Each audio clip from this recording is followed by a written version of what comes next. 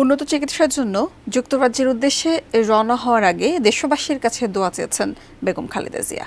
কথা জানিয়েছেন দলের মহাসচিব মির্জা ফখরুল ইসলাম আলমগীর। আমিরুল ইসলামের রিপোর্ট।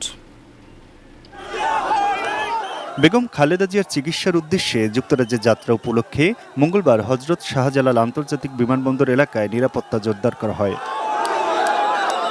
বিএনপির পক্ষ থেকে ফুটপাতে দাঁড়িয়ে তাকে বিদায় জানানোর জন্য অনুরোধ জানানো হলেও তা রক্ষা করা যায়নি। বেগম খালেদা জিয়ার গাড়িবহর বিমানবন্দরের কাছাকাছি পৌঁছানোর পর নেতাকর্মীরা তার গাড়ির পেছন পেছন স্লোগান দিয়ে এগিয়ে যেতে থাকে। রাত 11:15টার দিকে তার গাড়িবহর শাহজালাল বিমানবন্দরে ৮ নম্বর গেট দিয়ে ভিতরে প্রবেশ করে। বিএনপির সিনিয়র নেতারা বিমানবন্দরের ভেতরে তাকে বিদায় জানান।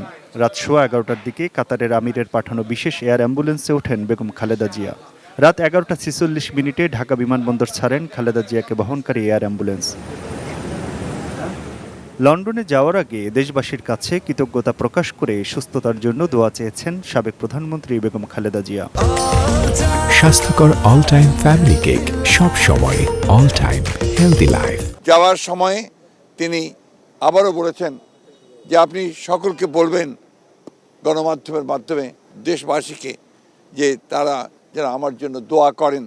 আর আমিও আল্লাহ তাআলার কাছে এই দোয়া চাইছি, আল্লাহ যেন এই দেশকে, দেশবাসীকে যেন ভালো রাখেন, তাদের কল্যাণ করেন।